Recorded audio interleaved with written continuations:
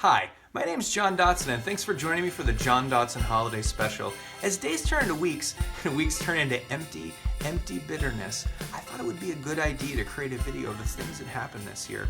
And, as an added bonus, it's being shot in 4K Ultra HD. 4K video. Nobody cares. This year I moved into a new house, and we love it. We wanted to put together a video tour for you, but we didn't have the time. So, we hired local video creative Glenn Robbins to produce the next segment. Enjoy!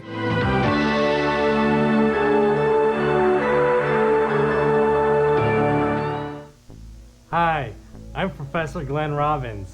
You might remember me from such videos as Cat Philosophy, How to Shop for the Holidays, and Refugees Are Terrorists, your guide to world diversity. Everyone shares the same American dream of owning a fine home. Today, I will show off the dream of one such couple. Today, each American home comes with modern conveniences to help the hardworking female and male. Modern conveniences such as power outlets, food storage and cooling devices, places to put chairs, places to stand up, vents that blow air, power outlets, and exterior element repelling partitions. No homeowner should be satisfied spending little. As we invest more in our American dream, we reap dividends in peace of mind. Remember, the more you spend, the more your friends will wish they were you. Each homeowner should purchase the following items to be the envy of the neighborhood. Vapor to increase thermal air mover, room top heat insulators, transparent wall casement, foot surface rework, DC voltage regulation receptacle, wall casement transparency denier, and an automobile and discarded item storage unit gateway. Each American home provides its owners with peace of mind that cannot be achieved in any other way. Thank you for watching, and remember that you too can achieve the American dream.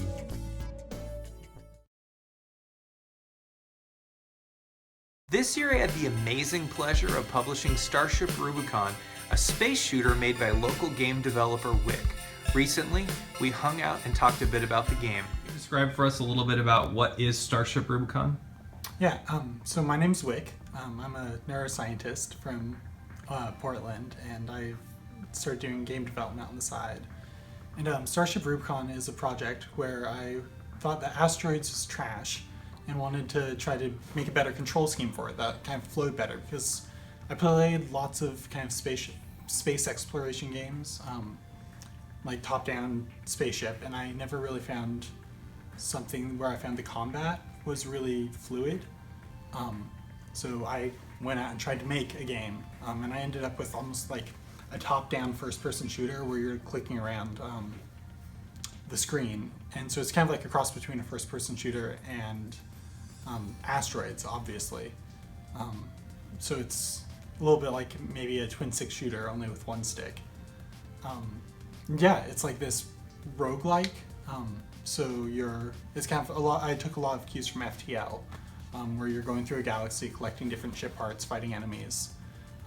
It's all procedurally generated, and then you fight a boss and find a new place for humanity, where Earth was destroyed. Now that Starship Rubicon's out, we went through a holiday sale. The demo just launched a little while ago, and we showed the game at a few conventions, and the Steam reviews are in, and they look good. Mm-hmm. I'm wondering, what do you think about all that? Well, of course I can't help but compare myself to the other games I'm seeing out there. They're all super high quality. You see lots of like really beautiful pixel art.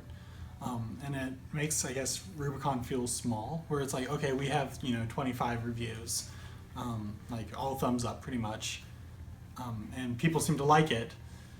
But it's like a big world out there in indie games right now, and it just feels like really, like we're a drop in the ocean. which is fine because I kind of have always seen Rubicon as a Right. starting point. Yeah. And all of this like sales and demo and stuff has just been kind of like getting my feet wet as a developer to see how the entire system works. So I don't know, I've been happy. It's been a fun experiment. Oh, I saw some screenshots of an old project that you're working on with a secret developer. It's some Spider-Man game. I'm curious, what's the project called, and do you have any plans to release it in any way? I mean, it's more of a toy, and like it's a Dreams of Greatness where it's like me and it's basically just a friend who didn't want to have their name on the internet. But we say, okay, like we want to have this like big sweeping world where you can explore and like swing around and do ropes really well. I feel like lots of my projects kind of start with a seed where I'm like, I want to do this one thing really well. Where Rubicon was, I want to do clicky spaceship movement and shooting really well. And with this one, it's I want to see rope mechanics done really well. And it doesn't have a name yet. Star Wars week out. Force Awakens is coming out. I'm actually seeing it like on Thursday, which I'm really stoked about.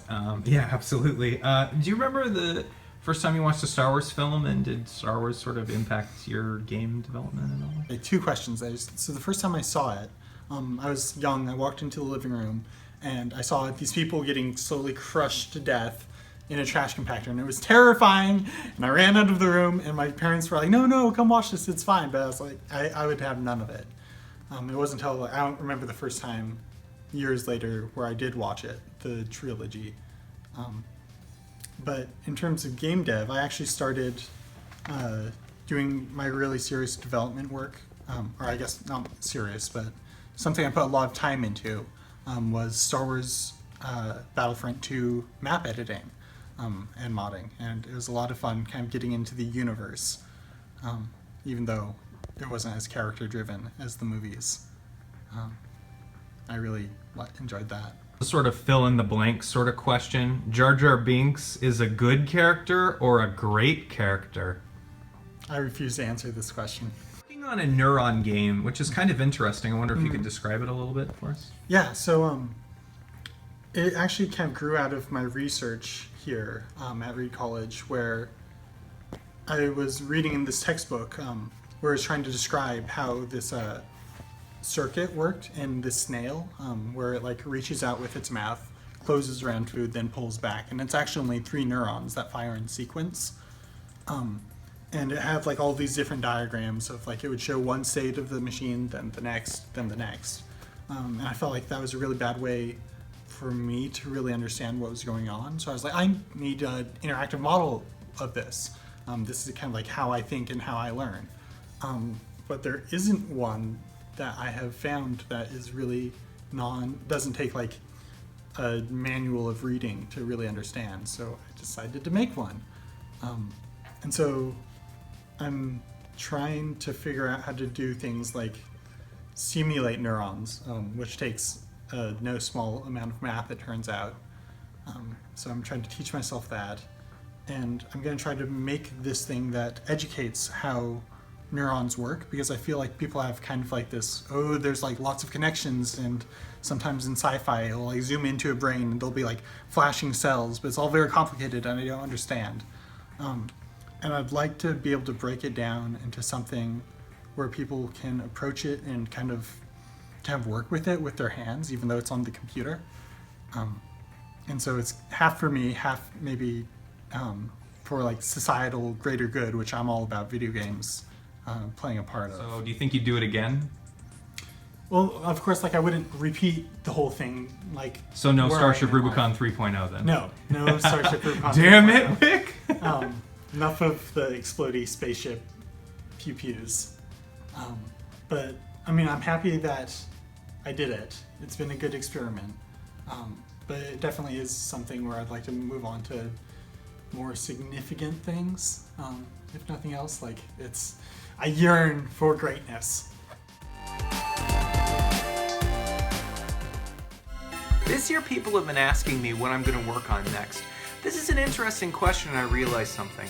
If you're going to make stuff that no one asks for, you might as well make stuff that no one likes. This next video is an attempt to answer that question. And it's a really good example of shining a light on the creative process. Was any real artist ever respected in their time?